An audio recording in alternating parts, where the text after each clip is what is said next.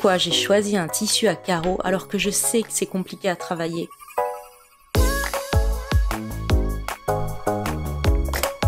Certaines créations sont capricieuses, celle-ci en fait partie. Les difficultés n'ont fait que s'accumuler, rien n'était fluide. Mais je suis allée au bout. Il a fallu que je m'arme de courage et de patience. Cela peut paraître exagéré pour juste un vêtement, mais celles et ceux qui créent savent de quoi je parle.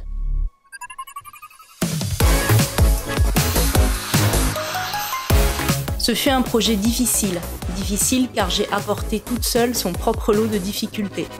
Je vais vous en présenter quelques-unes.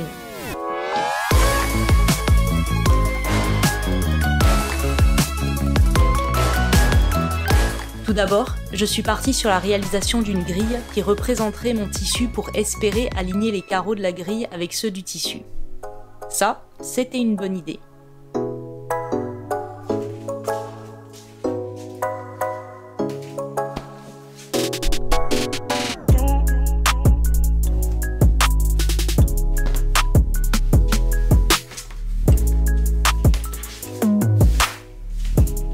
Après avoir repassé le tissu, j'ai cherché à épingler les carreaux entre eux de façon à bien les aligner pour couper au pli.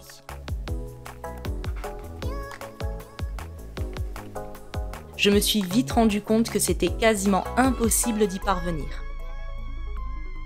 Machine arrière, je modifie mon fichier pour avoir toutes les pièces de patron comprises dans la laisse du tissu et avoir le bon raccord carreau.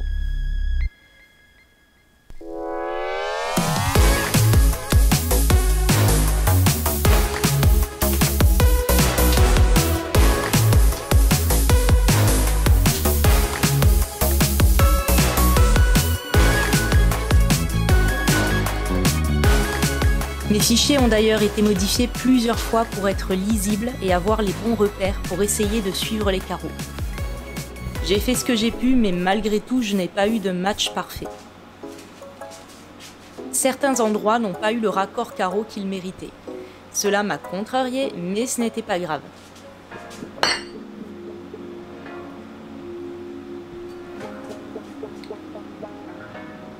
C'était un exercice compliqué, surtout avec ce tissu qui a un petit effet gaufré. Ce qui fait tout son charme, il n'est pas pratique pour maintenir les carreaux bien droits et à plat.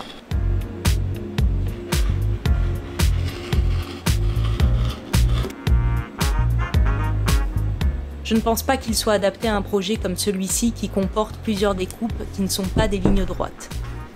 Peut-être que je n'ai pas été assez appliqué, possible, même si je pensais l'être. Il aurait été super pour un patron avec par exemple des poches plaquées et on aurait pu jouer sur les verticales et les horizontales.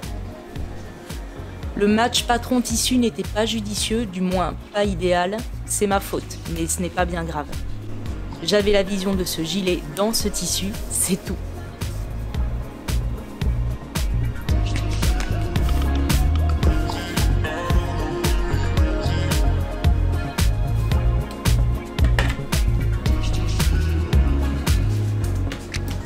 Par ailleurs, ces quelques jours où j'ai réalisé tout ce que vous êtes en train de voir, il faisait très chaud et je ne supporte pas la chaleur.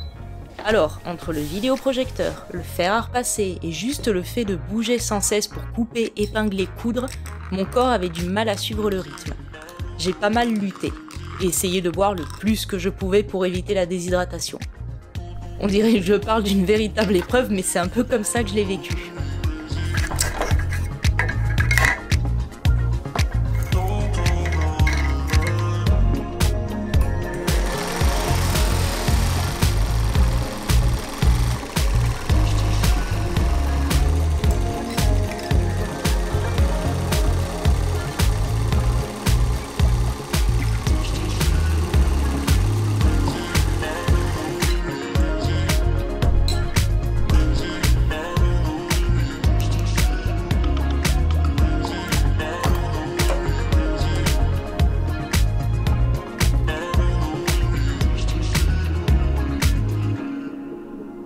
Concernant la doublure, voici le fichier final, mais je peux vous dire que j'ai passé du temps à savoir comment j'allais m'y prendre avec les tissus que je souhaitais utiliser.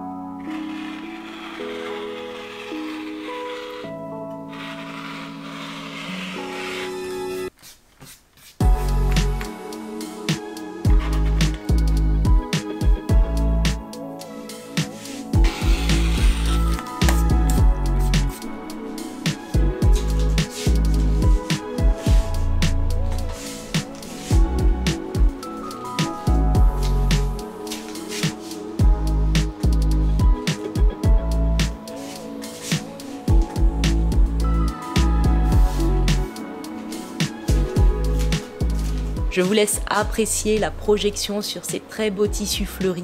Je me croyais un peu au milieu d'une exposition immersive de Teamlab. Rien que ça.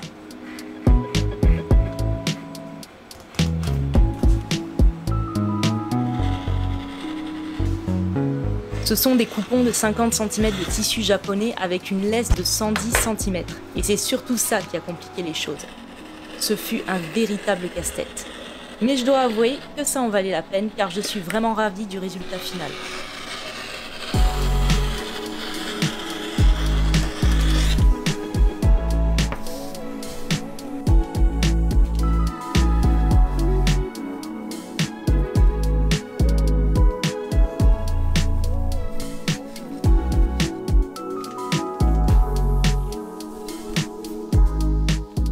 En démarrant le montage du tissu principal, j'étais plutôt confiante et contente du rendu de la découpe princesse, que ce soit au niveau de la poitrine, mais aussi l'effet d'évasement sur le bas du vêtement.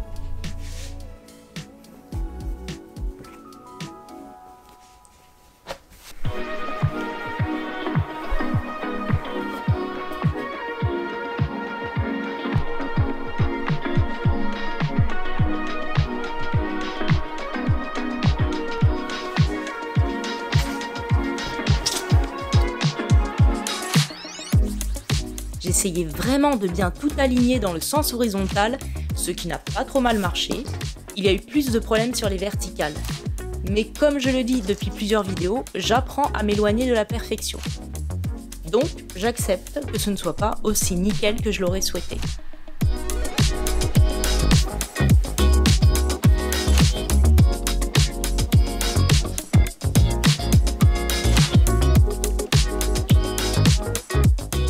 Ne jamais lésiner sur les épingles quand on coud une découpe princesse. Jamais.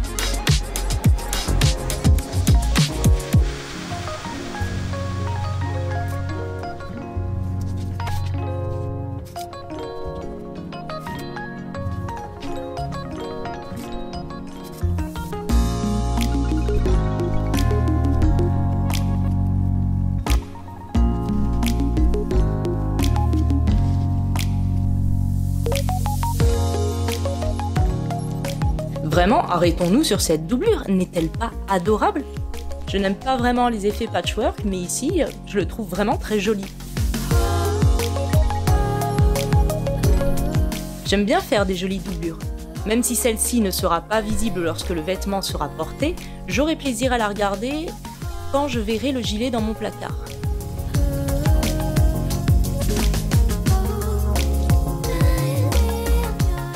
Et vous, est-ce que vous aimez avoir des doublures originales ?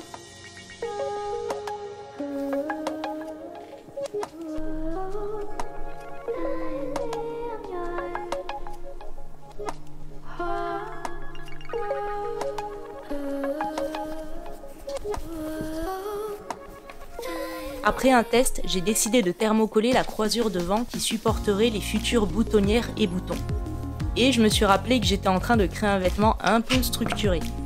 J'ai donc décidé de thermocoller toutes les bordures du vêtement avec des tailles de thermocollants différentes adaptées à chaque partie.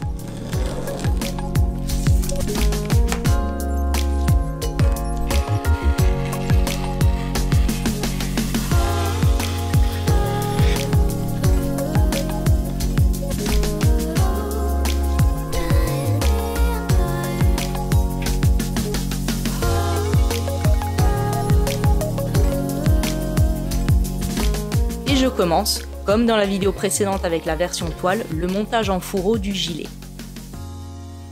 Cela permet d'avoir un gilet complètement cousu de l'intérieur, très propre, avec juste une petite couture à la main sur la doublure intérieure d'une des épaules. Certaines parties sont un peu délicates à coudre, mais ça en vaut clairement la peine.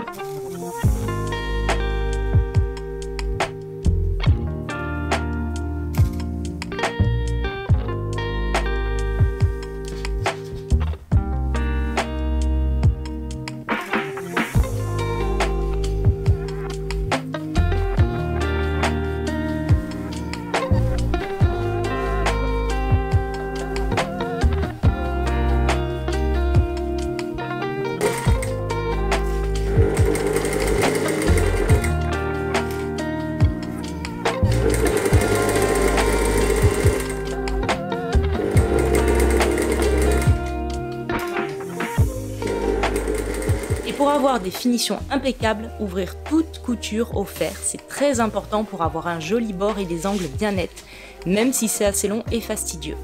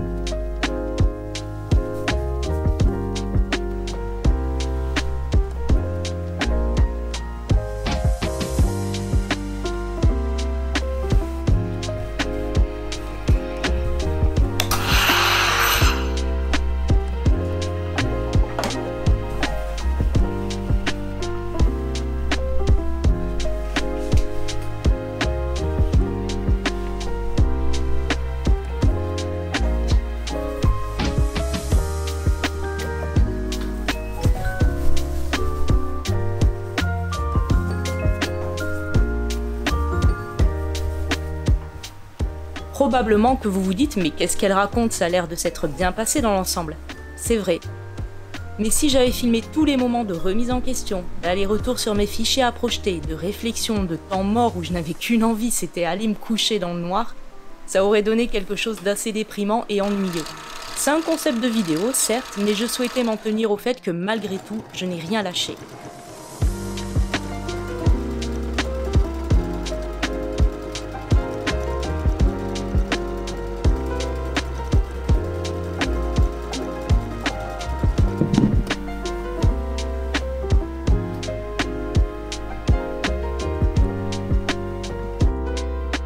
Vous l'aurez compris, je n'ai pas vécu la réalisation de ce projet de façon optimale, mais je suis vraiment ravie d'être allée au bout. Et honnêtement, je suis assez proche de la vision que j'avais en tête. Je viens de le dire, je n'ai rien lâché et je suis contente de l'avoir fait.